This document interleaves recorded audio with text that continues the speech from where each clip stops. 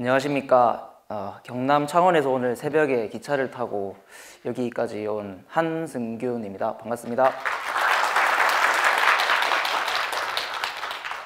네, 그래서 이번 주제가 새해 다짐인데요. 저도 새해 다짐을 좀 여러 개 적어봤습니다.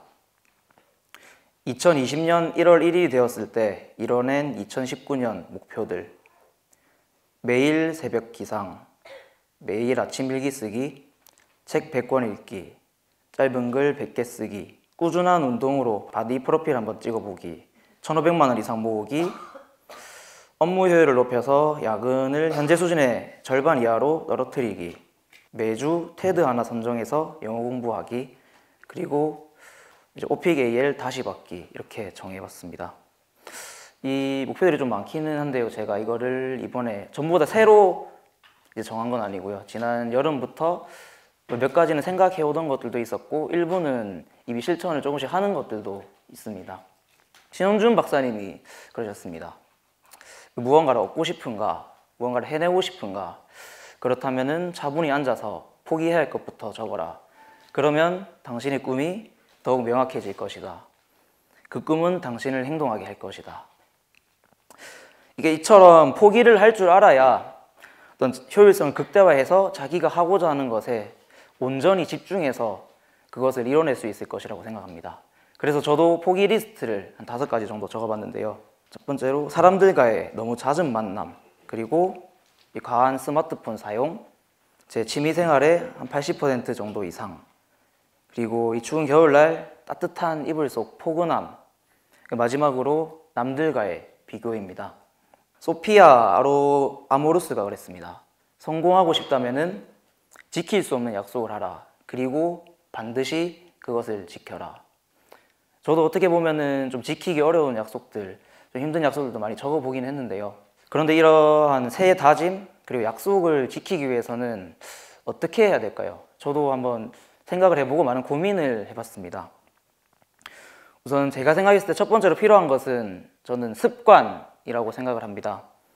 습관을 만들기 위해서는 정말 꾸준함이 필요하죠. 작심삼일로 끝나는 것이 아니라 정말 계속해서 지속적으로 할 수 있는 그런 힘이 필요합니다.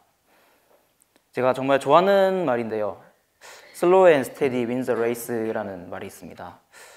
이거 뭐 간단하게 번역을 하면은 조금 천천히 하더라도 계속 꾸준히 정말 지속적으로 하다 보면은 뭐 그 경기에서 이긴다, 또는 뭐 어떤 걸 이뤄낼 수 있다, 이런 정도의 의미라고 생각을 해요. 이런 습관을 만들기 위해서는 일단 꾸준히 자기 자신을 훈련하고 단련하면서 그 습관을 만들게 되면은 자신이 원하는 목표에 조금 더 가까워질 수 있을 것이라고 생각합니다. 그래서 저도 최근 들어서는 좋은 습관을 만들기 위해 정말 많은 노력을 하고 있고, 내년에도 계속 이어나갈 예정입니다. 뭐 이건 자주 또 여기서 많이 나왔던 얘기인데, 환경 또는 환경 설정입니다. 어쩌면 의지보다 강력한 것은 환경일 거라고 생각을 합니다. 예를 들어서 집에 퇴근을 하고 왔는데 TV가 켜져 있고 시끄러운 노래 소리가 들리고, 그리고 제 스마트폰이 제 손에 있다면은 일주일에 아마 책 한 권 읽기도 정말 어려울 것 같습니다. 그렇다면은 여기서 환경을 바꾸면 된다고 저는 생각을 합니다. 조용한 카페에 가고 휴대폰을 뭐 방해 금지 모드나 뭐 꺼버린다던가 그런 식의 방법들이 있을 것 같습니다. 세 번째로는 제가 어떤 이런 목표들을 세웠는데 왜 이 목표를 세웠는지, 그것에 대해서 좀 많은 생각이 필요할 것 같습니다. 이런 목표들을 향해 달려나갈 때 어떤 뭐 고난이나 역경 속에 마주칠 수 있을 겁니다. 그때 이런 왜 하고자 하는지 그런 의지가 명확하지 않다면은 아마 포기를 할 확률이 매우 높아질 것입니다. 그렇기 때문에 저는 이 왜를 찾기 위해서, 이 본질을 찾기 위해서 또 많은 시간을 투자하고 내년 한 해를 보내려고 합니다. 습관, 환경, 이제 이유라는 단어를 이제 말해보았는데요. 하여튼 이것에 대해서 계속 저도 사색하고 또 제 스스로한테 질문을 던지고, 그리고 그 답을 찾기 위한 필사의 노력을 할 예정입니다.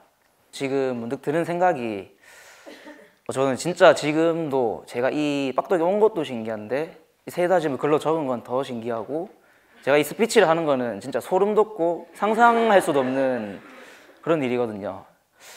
한 4개월 전 저라면은 진짜 꿈에서도 못 꿨을 것 같습니다.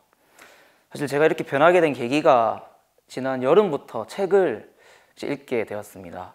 제 나름대로 어떤 변하고자 하는 의지가 생겼고, 그때 이제 100일 동안 33권 읽기를 통해서 독서 습관을 만들며 11일 날 그걸 달성을 했었습니다. 지금 이제 조금 더 지나서 한 4달 동안 40권 정도를 읽은 것 같은데, 또 소름 돋는 건 진짜 이 책을 읽으면서 제가 조금 많이 변했더라고요, 생각보다. 처음에는 이제 한 10권 읽을 때는 피곤하기도 하고 이제 그만둘까 이런 생각 많이 했는데, 한 달이 지나고 2달이 지나고 이제 4달이 지나니까 달라져 있는 제 자신을 제가 느낄 수가 있었습니다. 대표적으로 제 일상에서 그게 조금 드러나는데요. 제가 적어놨던 짧은 글이 있는데, 눈을 뜬다 5시 47분 아직 알람이 울리기 전이다. 물을 더 잔 마시고 옷을 입는다.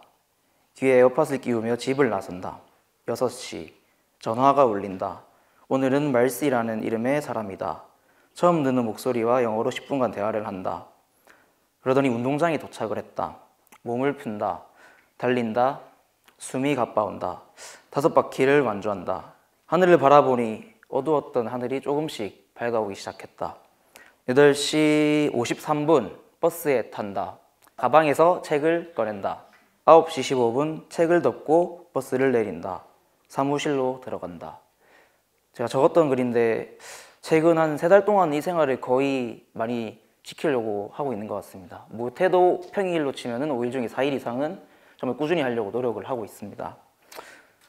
이것만 보더라도 맨날 늦게까지 자고 주말에도 12시까지 자던 제가 정말 많은 변화가 생긴 게 아닌가 싶습니다.